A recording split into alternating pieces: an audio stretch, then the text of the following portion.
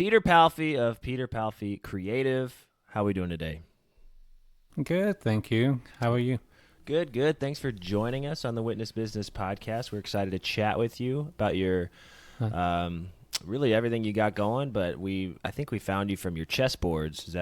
Kyle? You found them. Yes, I did. The first thing that I saw, I think the childhood nostalgia kicked in for me playing Pokemon as a kid. And the first thing that I saw was the custom Pokemon chessboard. And I was like, what is this and what is happening? But that's just a taste. Yeah, we'll get into all that. But first, we like to ask, as you know, what is the worst job you've ever had? Well, thank you for having me first. And I have a couple of options for that. And I'm fortunate enough that the worst job I ever had, I never had problems with the people. I just didn't really like the job itself. And I was a facilities maintenance technician at a tree farm. And that was about 3.5 years ago. And I moved on from there to my current job, and I work for a nonprofit as a creative manager. And before the facilities job, right out of grad school, I started working at Universal Orlando Resorts as a figure finish artist. And I was there for about 10 years. We worked on the animatronic figure skins on the rides and doing all the theming. And it was a really exciting job. I really loved everything about it. And, there are some interesting stories there that I cherish it for the rest of my life. Like, the three-headed dog on the Harry Potter ride, who gets to change out the skin on a giant animatronic monster with a dog with three heads. It's pretty awesome. But I had to move on from that because it was a night shift. It was Friday to Monday from 10 p.m. till 8:30 a.m. And it was quite brutal. And, going home, driving home, almost falling asleep, having to stop at a Lowe's parking lot to get a couple of hours sleep before I do the last 10 minutes on my way home. And it was that. I think that was probably the moment where I'm like, okay, I have to move on. And that stinks. It's like you're doing something that you really enjoyed, but the circumstances were just driving you into the ground. Exactly. I've been there, not for work, but just out late. I remember I went Black Friday shopping. This was probably probably in college. Does not compare, but please go. Oh, how long ago was that? Jeez, it was probably in college. It's been like, I don't know, 12, 13 years ago, and we were driving back home like an hour at 5 a.m. I think, and both passengers were sleeping, and I was like, we're gonna die. We're not gonna make it. Like, I wanted to ask one of them to drive, but they were both out, and I was like, it's up to me, and I don't think we're gonna make it. But you got that TV. I got the TV. No, we went clothes shopping. We were lame. Oh, even worse. Jeez. Well, anyway, so Peter, I don't want to assume anything, but it sounds like given what you're doing now and how much you enjoyed, doing that job, working on the artistic side of things, yes, you would say that's always been something that's brought you a certain level of fulfillment. Oh, absolutely. And ever since I was 16 years old, so back in the UK when I was going to high school there, I was only studying art. So I was, going to my undergrad. I got my undergrad in painting, and then I moved to the US in 2016 for my master's, and I did sculpture until 2019. And right out of grad school, I started working at Universal. And that's why when you asked like what was the job that I hated the most, was the facilities job that got me out of the Universal job. So at least I was able to see my family. I was able to see my wife, and because doing the Friday to Monday a night shift while your spouse is doing just a regular 9 to 5 weekends off, it was really difficult to have that family life. So that's what got me out into the facilities job. And you bring up a really good point, and I would use this as an opportunity, as a word of encouragement to anybody who's working maybe kind of a mind-numbing job that they don't love, is it's okay to work a job that you hate for a period of time to pay the bills and to eat while you get your feet under you and figure out where else you want to go. I feel like that's kind of a rite of passage for maybe that like early 20s period, maybe, you know, late 20s, depending where you're at in life, where you're like, I'm not where I want to be yet. It's okay. It's okay. I just want to say that. Absolutely. And it got to the point, because I was replacing a facilities guy there, and he was a wonderful guy. And then he came back from that job, which he left for, and he kind of resumed his old job. And then I was just sort of demoted to, you know, doing the repetitive of picking up trash around the farm or by the side of the road, to keeping the,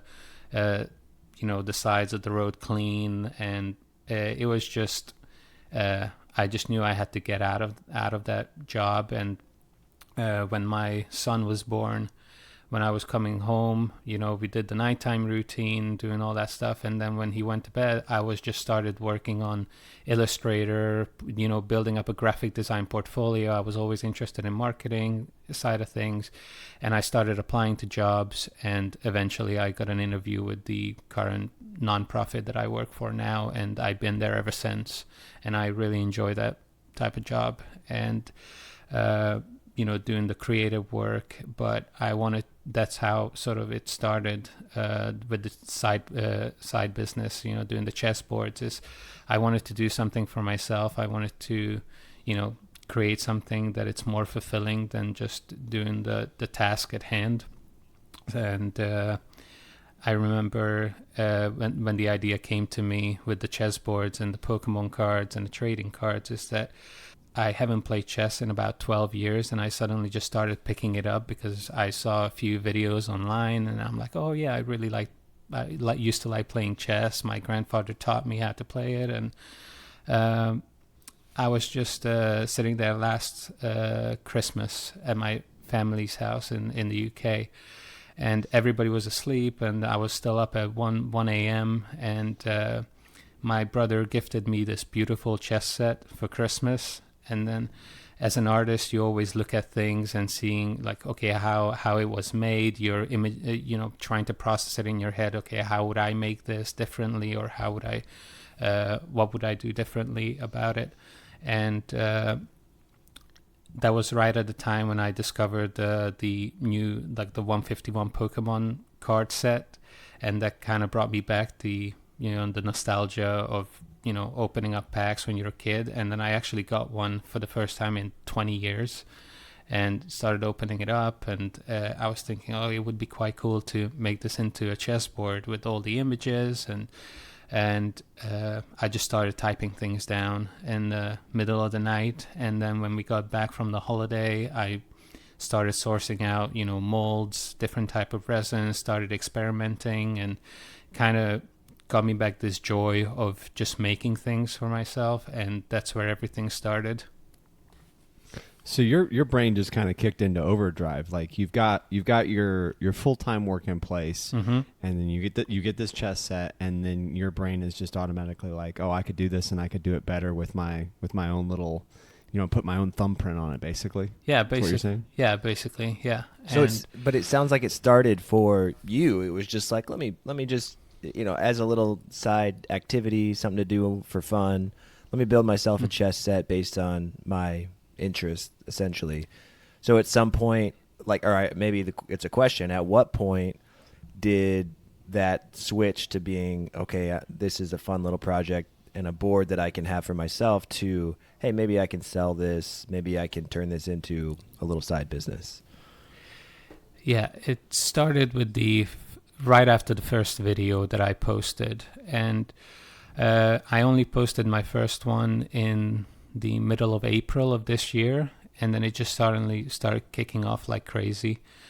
Is this just like an Instagram reel or something? Yeah, it was an Instagram, and I started making the board, and I had this in plan that, okay, I'm going to edit together the video. That's part of what I do at work. And I started recording it, as I'm opening the pack and, mixing up the resin, putting it together. Yeah, it started out just making the board for myself is the board that I would have liked to have. And I think that was one of the mistakes in the approach previously with other projects that I did. It was just always thinking of what would other people like rather than just making something that you would like and that will attract people, and that's the most authentic thing that you can do is to make something that you would like. And I started making that board, and then once I finished that, I edited the video together, and one of the hardest part was just kind of hitting post on the first video, because I always hated the sound of my voice. I always disliked being on camera, and even editing it together and doing the voiceover, it was just making me cringe every time I listened back for some mistakes or pressing re-record. And I just posted and I didn't really pay attention to it. And then I come back to it the next day and it's got 50,000 views and 6 messages of people asking where they can buy it and if I'm selling this. And it just started with that. And then I started making another one. Somebody bought it even before I even posted pictures of the finished results. And it really kicked off with the one that I made for my nephew, which was the 3rd board that I made. Is this the Lord of the Rings board? No, this is not. This is a my nephew is colorblind, and I made okay. one I'm for on your his Instagram right birthday. now, just kind of looking through your viral posts. No, that one, that one was the second one that got me quite a few orders. But the first one that really kicked off was my nephew one, the one that I made for my nephew. Mm-hmm. In the beginning, every time when I tried to think of something, whether it's a sculpture work or a sculpture business or a marketing business or that kind of stuff, I always wanted to do something, but I never really knew what it was. And I always got discouraged or demotivated about, or not even demotivated, overwhelmed about just how much thing that needs to be put in to make it a successful business. And I feel like that's what discourages a lot of people to do that.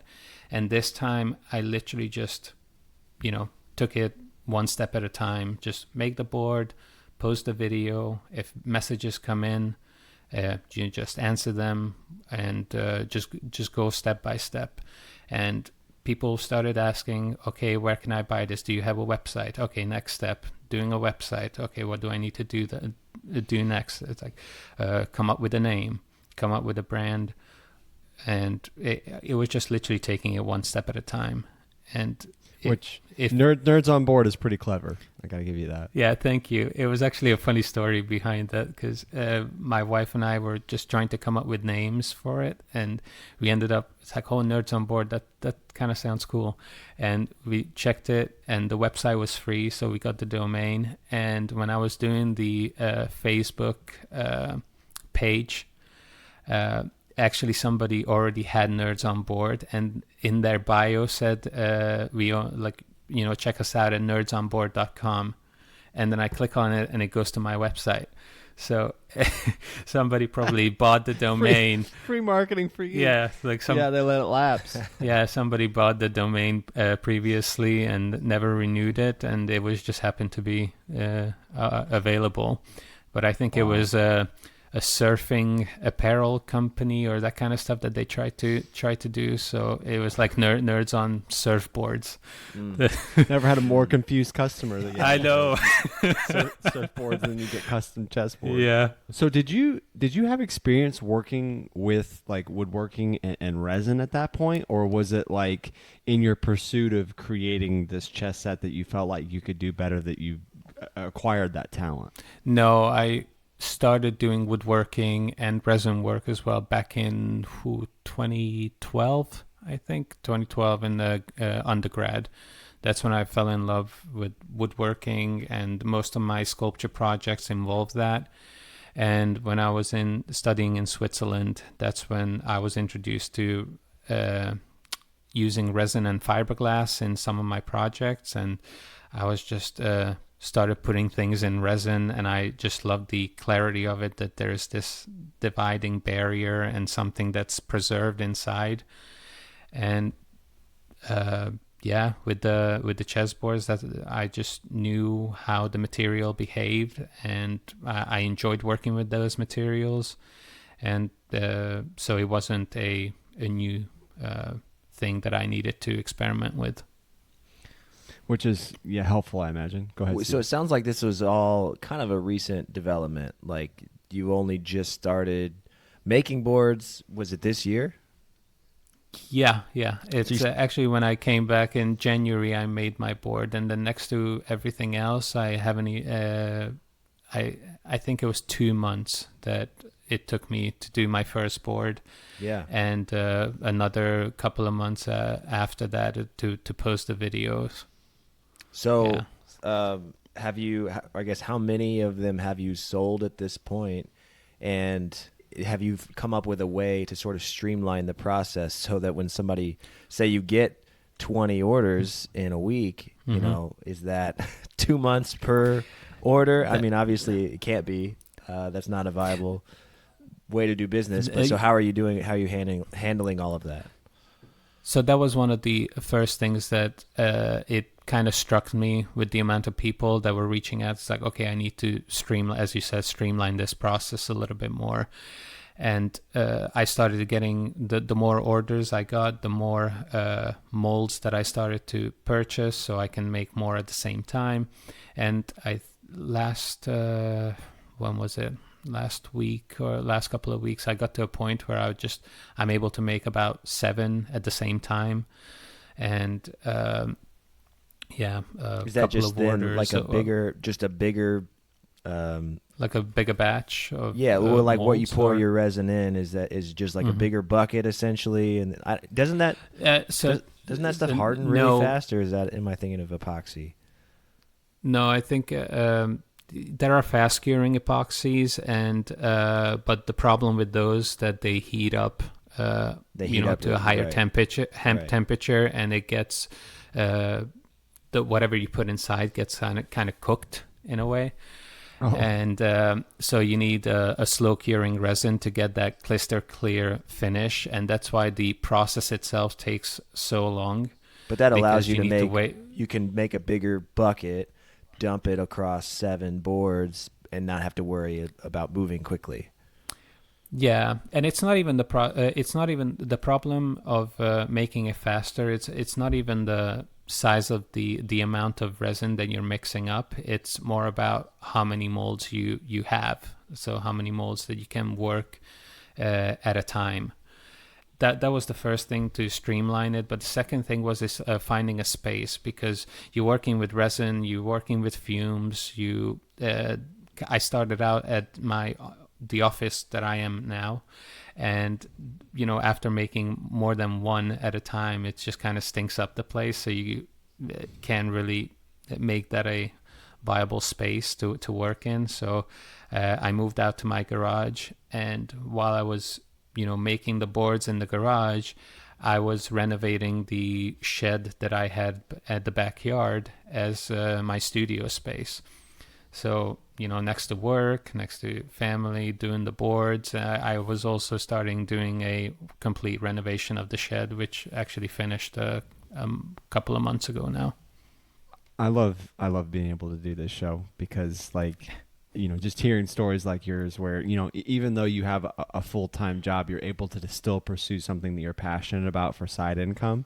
Mm-hmm. And I just think that still can be encouraging for anybody listening, where it's like you don't have to go full tilt into an entrepreneurial venture where you leave everything behind, and maybe eventually you'll get to that point where you want to do that, where you want to do these full time. I am hoping to get to that point. Yes. So we're talking to you on the upswing. You're laying the groundwork right now to get to that point in the future, and so I think that's encouraging. I think that's something that's cool, that it doesn't, to show at least that it's not just ideation, creation, and then just boom, you just leave everything behind. Like it's more stepwise than a lot of people I think would give it credit for. Yeah, absolutely. And I'm in a fortunate position that I love the job that I have, so I'm not in that desperate kind of mentality to to get out of it. I'm just You're not picking up trash. no, absolutely right. not. Yeah. We always like to ask uh, how you determine pricing. I think that's sometimes something that people get in their heads about when it comes to entrepreneurship. Is like, well, is there a market? Like maybe there's a market for this, but is there a market for this at this price? And so, what was your thought process in setting your prices? Go ahead, Kyle. Can I add on to this question real quick? Because I wanted to ask a version of this question, but the reason I wanted to add a little something on top here is because I know that some of these, for example, the Pokemon cards have inherent value that you can potentially sell them for. So depending on the type of board that's requested, does that change the amount that you have to charge for the board kind of thing? Absolutely. Yes. Yeah. Okay. Yeah. You mean the characters that are on the board also determines the price? Well, in the downstream of that, yes, because some of the characters have higher value cards that would like to be, involved or put in the chessboard, and it makes it difficult if a client wants all of the cards to be different, because there's only a certain amount of different cards that you can pick for each character. So if that was another thing I was going to ask you about, is like, are you on eBay searching for Pikachu cards over and over again, or like are you just opening packs praying that you find what you need? Like how does that work? No, so I either buy singles when let's say I have a Lord of the Rings board, an order right now that I'm currently working on, and the client wanted to be a Mordor Sauron centric card, so I was always I only looking for cards that has a heavy red and yellow and orange color combination on the card, so that kind of dictates of what the board is going to look like. So they usually ask people reach out with messages or emails of how much for a Snorlax board or how much for a Charizard board. And then I would have to get back to them later on saying that, okay, I will have to do some research depending on what kind of cards you would like, because that was right from the get-go. I do like, and that's one of the draws of the board itself, that it's I'm using authentic cards. Like I'm not doing either reproductions or I'm not doing printouts. And that's another thing that I learned. You learn so much about paper and material by just putting them in resin, of how the material behaves. That one of the boards that I'm currently working on, like I'm working on 6 right now, for different clients, and one of them they actually purchased a Teenage Mutant Ninja Turtle 1990 movie card set, like a box with 40 packs of cards, and the cards, the paper inside are like 35 years old. So I just learned that the paper from that 1990 behaves very differently when you doing the same thing as you do it with a Pokemon card that just came fresh off the press. It absorbs resin differently, so the paper starts to crumble in places, and it just sort of finding ways to get around problems, and that's a lot of it. And that's why it took so long for the first board to be made, because there was just problems coming up, and when you're out of practice, especially working with materials, then you kind of have to get back into it and learn the material a little bit over again. So have you had any situations where somebody's like, hey, how much for a board? And you tell them and they're like, whoa, like kind of caught off guard? Or have people had more of an appreciation that, like, for the work and the process that goes into it? Yeah. So as an artist, you always have at least for me, I always had a problem pricing my work, because I know how much the materials cost and how much time and effort being put into it. And I did have previously, when I was not making videos, and then just people go on my Etsy shop and messaging me about pricing and stuff, that they get kind of thrown back. But when you start showing how much care, how much effort, the quality materials that go into making the boards, I just found that I haven't had a single person that kind of was thrown off or thrown back about the pricing of the board. It was just the nature of social media. People like to see that, like, oh, this really is like truly handcrafted. Yes. Yeah. And we've also had, kind of a narrative, just through this show that, Steve and I have talked to people about, where it's the idea that, a lot of people want to start out inexpensive or free, and then people come to assume that.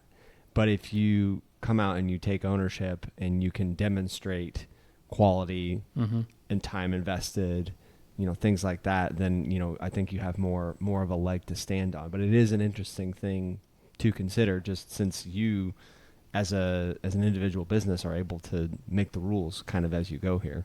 Yeah, absolutely. And not just the time, but you also invest money into it, like making your own workspace, like gathering all the materials to put out that quality product is also, over time, it does cost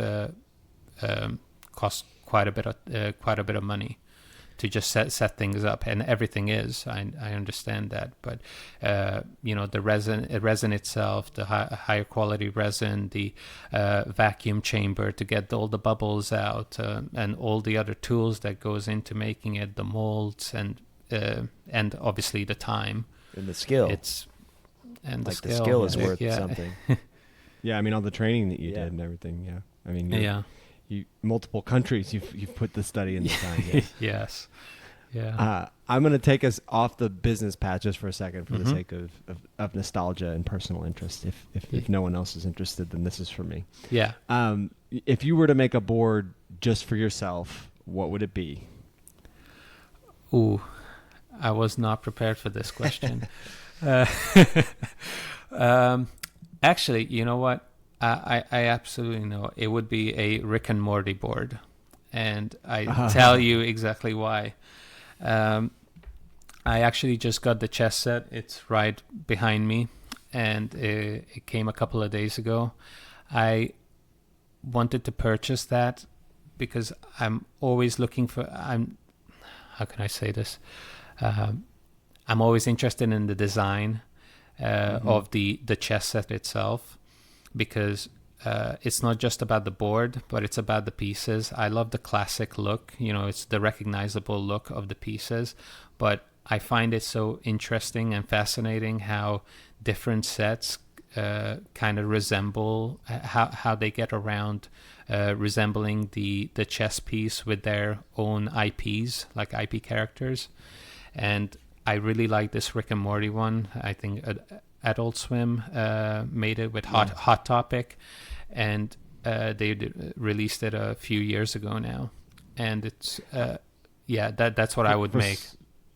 For some reason in my head, I feel like, is the pawn a Pickle Rick? Is that what it is?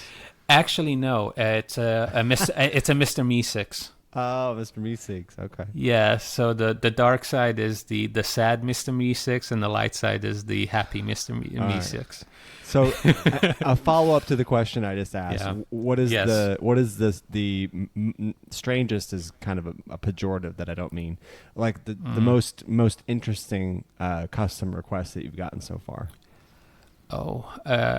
That was actually a week ago, and I started watching the show as well just to gather some inspiration, because I just fascinated by how much the person loved this show, and it was Supernatural. Oh. And okay. Yeah. Interesting. So yeah, and at first I was even thinking about declining it because of how excited the person was, and I didn't want it to let the person down, because I'm not a fan, and I don't really think that I can provide the board that you would like, because I have some sort of a fandom, like, I get excited about stuff, like, the Lord of the Rings chessboard was definitely one of them, or the Pokemon chessboard, that I make, and even some of the custom requests I get excited about. But this one was the first one that I didn't really know what to do with. So I started researching, and also he said something about I don't even know how you destroy a demon. So putting mixing cat bone with something else, and I was like, oh, okay, maybe this is a little too much for me. But yeah, that was one of the weirder requests that I got. But fortunately, you're an artist, and because of that, you are not scared off by requests like that, right? No, especially my wife would hate me to say to bring this up because she hated it so much. But I used to do taxidermy as well before grad school. Wow. So I've been on the art side. I've been into many places. Isn't it funny how areas. life works like that? Like all your life experiences end up culminating in ways that you would have never expected into what you end up doing. So is there question, because my brain is just kind of moving here with inspiration on your behalf. Does it have to have like cards in order for you, or at least at this time of your business? Like, does the product kind of ride on there being some sort of trading card or game card for you to make the board? So not necessarily. And that's something that I see online. Other creators or woodworkers like making different type of board with resin. But one thing that I didn't see or didn't come across as much is the trading cards. And I think that's why it resonated so well with people, is because it's just something that taps into the 90s, early 2000s nostalgia, and it can be so open-ended as well, because I get constantly like requests or ideas of, oh, you should do this with Yu-Gi-Oh cards, you should do this with Dungeons and Dragons, or any kind of collaboration that Magic the Gathering made. Yeah, I was gonna say, I think I saw Magic the Gathering. And that's when you tell people my inbox is open, just let me know. Yeah. Yes, exactly. So I guess what do you do, or have you had a request yet, like the Supernatural, or even in thinking about like Rick and Morty? Mm-hmm. How would you go about creating that if there's not already like a box of cards that you can? Yeah, and that's one thing that I usually start with, is just, and that was one of the things that I really like to do, is just go online, search Facebook Marketplace, search eBay, and online just in general of what kind of cards there are out there, and what kind of what kind of boards that I could make with the materials that are available to me. And I just go back to the client and kind of show them some ideas of what is possible. And so far, everybody's been, okay, this sounds great, you just do you, which is one of the greatest feeling that I got as an artist so far. Like, they trust you. Yeah, that they trust me, and that's what kind of showed, and kind of, to go back to the original thing is like, you're making it for yourself, and that's kind of gravitates like people towards you of wanting to do something similar, and they kind of trust you to just do what you think is best, and give it, leaving it up to your artistic judgment to make the board that they would like. So we kind of get to ask you, I guess, a unique question given your current circumstance, where you're in this building phase, where you have a job that pays the bills, that takes care of things, and then that you find fulfilling, but then you also find fulfillment and side income through this. Yes. But you already kind of tipped your hand that you would be interested in pursuing this potentially full time. So how do you project looking into the future to get to that point, that point of replacement level income? It would be, right now I'm in, as you said, in the building phase, in both just streamlining things, trying to gather more clients, as well as growing the social media following. And once that happens, I'm also trying to come up with ideas where this idea of putting cards and possibly photos into a chessboard, would be something of a more affordable product that could be, possibly in the future be on the shelves, and trying to come up with ideas for that. It is interesting to think about, like, given your talent and all the different interests and, supernatural, just thinking about that, like just any number of shows that people watch that, garner a fandom, like, kind of the expression that comes to mind is the world is your oyster. Like, if you think it, he can build it, kind of thing, which is really interesting. I'm curious about, so I've always wondered this. I think I know the answer, but I don't know for sure. And I don't know if it's even similar in this industry, but like, so I've had thoughts come up before of like going into, like the food industry, making, like, for example, my mother-in-law has a really good chocolate chip banana bread recipe, and I've always been like, we should turn this into a business. And then like thinking about going down that road and adding things to it, and like maybe Oreos or something. I've always wondered, like, can you just add Oreos and then advertise that your product contains Oreos without like consulting with Oreo? Or do you have to, I mean, you're buying the Oreos, so like they're making money because you're sourcing Oreos. Or do you have to partner with them in some way? I wonder that. I understand. Yeah, that's kind of what I was wondering. Well, I feel like no, because you're buying Pokemon cards, but I don't know the answer.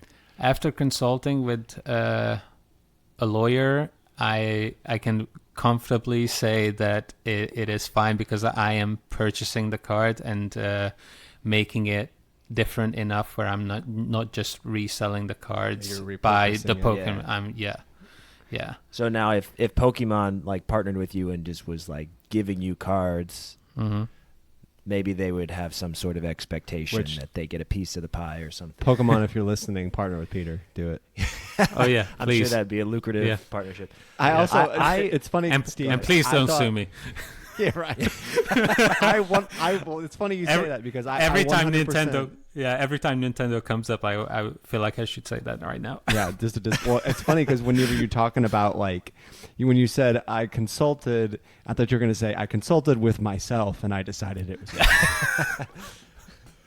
Yeah, I had a long, hard think about it, and I took a shower and decided that I was good to go. Yeah. The shampoo bottle said it was fine. Yeah, I've got a business idea for you. Steve.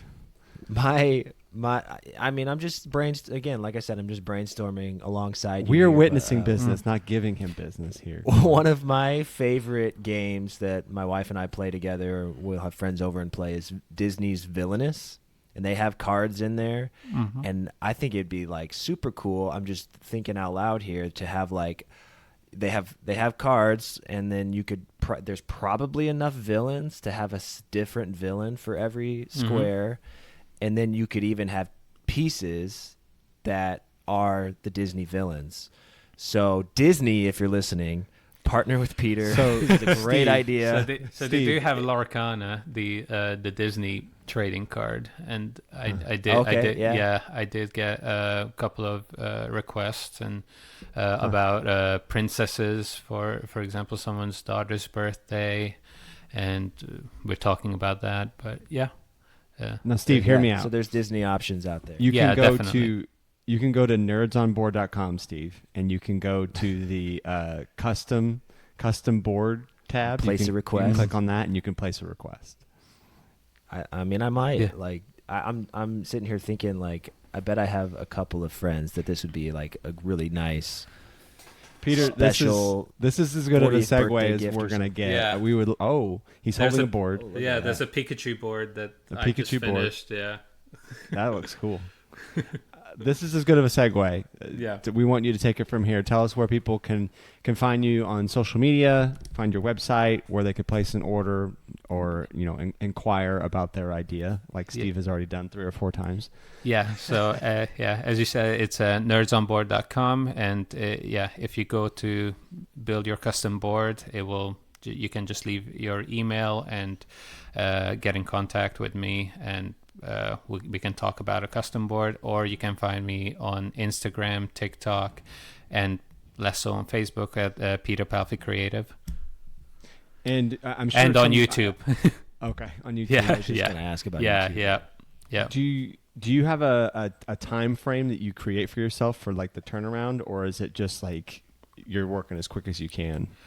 I'm kind of working as quick as I can, but I give the clients an expectation of, it's going to take about minimum of 3 weeks to maximum of 6 weeks, and if it's earlier, then it's great. But at least that gives myself a time give myself a time frame that anything that happens, something unexpected, like a difficult 35-year-old card is going to give me some trouble. At least that gives myself a buffer time to deal with the issues.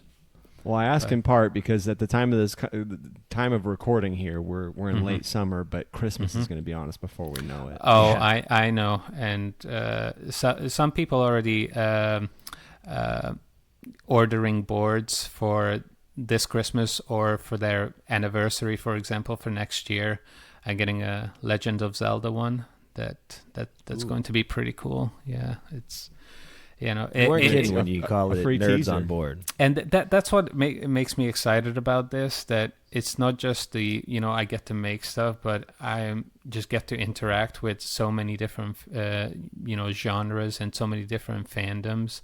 And the people are just great. And that's sort of one of the things that put me off at the beginning as well, that, seeing, you scrolling through on Instagram or whatever, you're seeing the negative comments and you're thinking, okay, what if people don't going to react this way to my stuff? But after posting, started posting and sharing my art, it's just nothing but positivity from the fandom. So I am very grateful for that. Well, allow us to encourage you too, because the part of what drew me to you is just how cool what you're making is. So, yeah, I appreciate it. Well, let's switch gears to the listener question, and then we'll wrap. You've mentioned you've listened to a few episodes, so I'm sure you're familiar, but we get kind of a pile of listener questions, pick out a good one for the guest sometimes we get specific ones. Most of the time it's just kind of a general pile of questions that we choose from. So today's question for you is, how do you overcome the fear of being knocked off? So we've actually had this come up several times in prior episodes. When you're the first to do something, obviously other artists out there may be looking at what you're doing and like, oh, I could do that, and maybe like even mark it down, maybe do it the cheaper way and not get authentic trading cards, etc. So how do you kind of move on past that, especially when you're posting your entire process on social media? I guess just to focus on what you're doing. Everything else for me was it's a distraction in a way. You could get bogged down. You could get discouraged with those things if you're focusing on it too much. So I just like to tune out sort of the negative comments, or people are free to do whatever they like if they think there's a better way to do it, and we're all here to learn and progress. So it's all the power to them to keep at it and do it and build it, because that was one of the things that really started me doing this. Is